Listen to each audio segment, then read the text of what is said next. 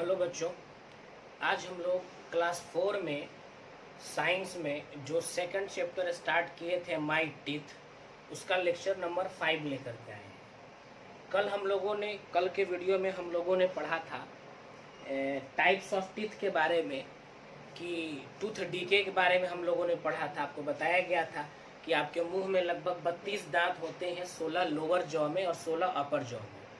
दांतों को 4 हिस्सों में बांटा गया है। सामने के 4 दांत जो ऊपर नीचे दिखाई देते हैं, इसे इंसाइजर कहते हैं।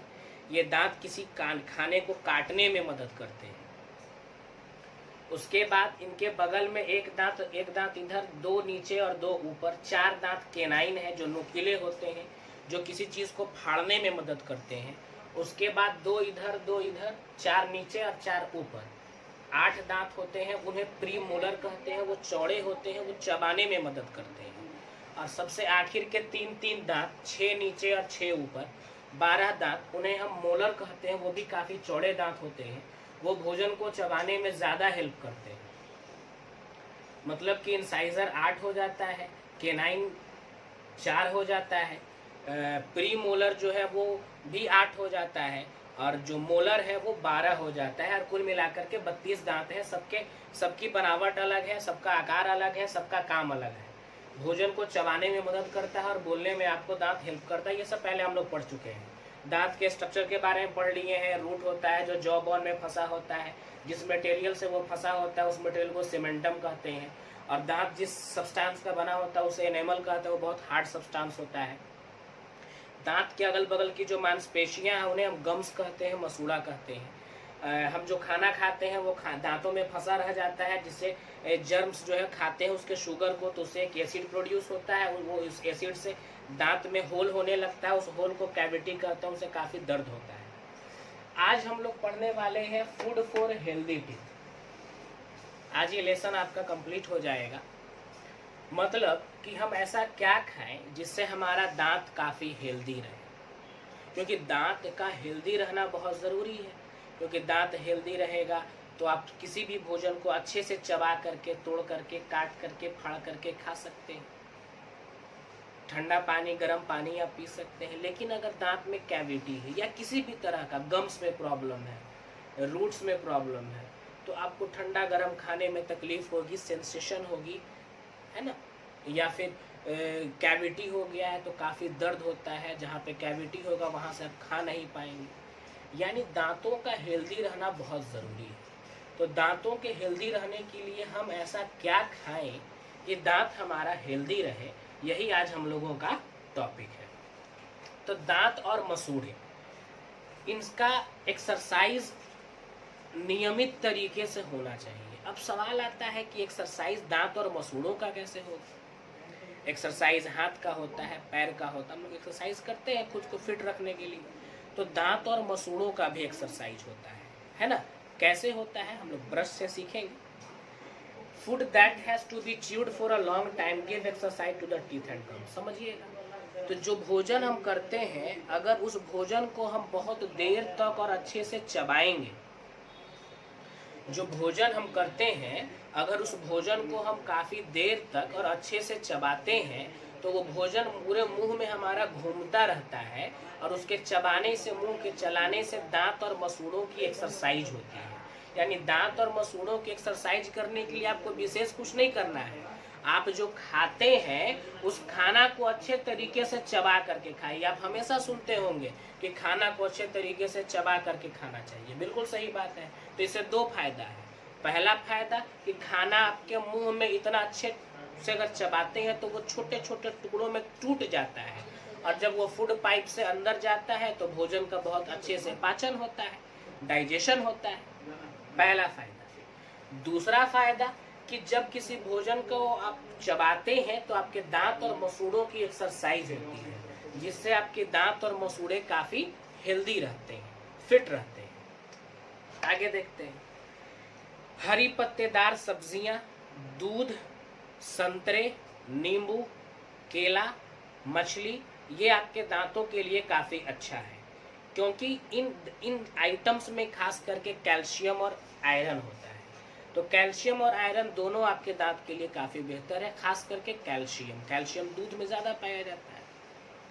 यानी कि ये ऐसे फूड आइटम्स हैं जो आपके दांत और मसूड़ों दोनों को हेल्दी रखते हैं। ये ऐसे फूड आइटम है जो आपके दांत और मसूड़ों दोनों को हेल्दी रखते हैं, है ना।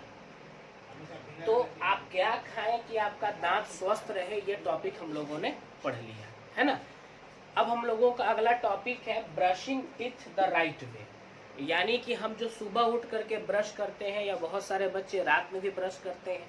रात में ब्रश करना क्यों जरूरी है, कल इसको मैंने बताया था, है ना। क्योंकि आप जो खाते हैं तो वो आपके दांतों में फंसा रहता है, तो जो मुंह में मौजूद जर्म्स है उस फूड में से कार्बोहाइड्रेट वाला जो शुगर है उसको खाता है। उसके खाने से एक एसिड प्रोड्यूस होता है और उस एसिड से हमारे दांत को नुकसान पहुंचता है, दांत में होल हो जाता है जिसे हम कैविटी कहते हैं।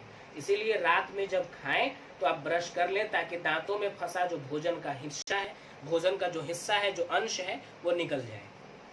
अब हम लोग पढ़ रहे हैं brushing teeth the right way, मतलब कि हमको एक दिन में लगभग 2 बार ब्रश करना चाहिए। एक दिन में हमको 2 बार लगभग ब्रश, एक बार सुबह में और एक बार जब बिस्तर पर सोने जाते हैं तो सोने से पहले, मतलब खाने के बाद। और ब्रश हमको कभी भी एक मुलायम ब्रिशल बोलते हैं, ब्रश में जो निकला हुआ रहता है ना, जो दांतों में टकराता है जिसे आप करते हैं, उसको ब्रिशल्स बोलते हैं।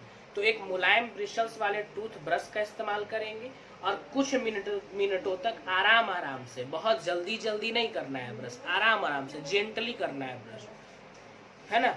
Then rinse your mouth with water at least 5-6 times. और उसके बाद जो आप कुल्ला करते हैं, रिंस का मतलब कुल्ला करना, तो जब मुंह में पानी डाल करके आप कुल्ला करते हैं तो पानी को खूब अच्छे से मुंह में घुमाना होता है और कम से कम 5 से 6 मरतबा आपको रिंस करना है, कुल्ला करना है। इससे आपके दांतों में फंसे हुए कोई भी अंश होंगे तो वो बाहर निकल जाएंगे, है ना। तो अब देखिए सबसे पहले कि पेज नंबर 17 में 4 तस्वीर दी गई है सबसे नीचे में दांतों को ब्रश करने के लिए। तो brush the front of the teeth, दांत का जो अगला हिस्सा है उसको सबसे पहले ब्रश करना है ना, अगले हिस्से को। ब्रश बिटवीन द टीथ, उसके बाद अंदर वाले हिस्से में दांतों के बीच वाले हिस्से को ब्रश करना है। ब्रश ऑन द क्राउन, उसके बाद क्राउन मतलब जो ऊपर वाला हिस्सा है, ये जो ऊपर वाला हिस्सा है उसको ब्रश करना है। उसके बाद brush the backs of the teeth, उसके बाद ब्रश को उल्टा करके नीचे वाले हिस्से से ब्रश को वो दांत के ऊपरी हिस्से, जो ऊपर वाले जबड़े में दांत है, उनको ब्रश करना है। यानी कि ब्रश जो है वो जेंटल तरीके से करना है। ब्रश को जेंटल तरीके से करना है, आराम से करना है कुछ मिनटों तक, और 5 से 6 बार पानी डाल करके मुंह को कुल्ला करना है, रिंस करना है। ये आपके दांत को और गम्स को हेल्दी रखने के कुछ तरीके हैं। Keeping teeth healthy and strong, अपने दांतों को हेल्दी और स्ट्रांग रखने के लिए कुछ और तरीके हैं। Clean your tongue with tongue cleaner, जबान को साफ करना है। जबान साफ करने का एक क्लीनर आता है ना, इसको जिब्भी हम लोग बोलते हैं, तो जिब्भी से जबान को साफ करना है। Rinse your mouth with water after eating, कभी भी जब आप खाना खाएं तो पानी को मुंह में लेकर के अच्छे से कुल्ला करें, ताकि खाना जो आपके दांतों में फंसा हुआ होगा वो पानी के कुल्ला से, पानी के फोर्स से वो खाना का अंश बाहर निकल जाए।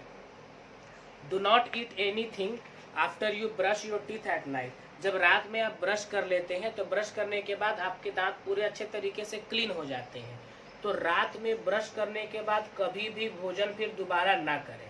पानी वगैरह पी सकते हैं, भोजन ना करें क्योंकि फिर वो दांत में फंस जाएगा। Replace your toothbrush when the bristles begin to wear down, जब आपकी ब्रश का जो ब्रिसल्स है अगर वो गिरने लगे, टूटने लगे, तो उस ब्रश को आपको बदल करके फिर दूसरा ब्रश ले लेना है। एक ही ब्रश को बहुत लंबे समय तक इस्तेमाल नहीं करना है।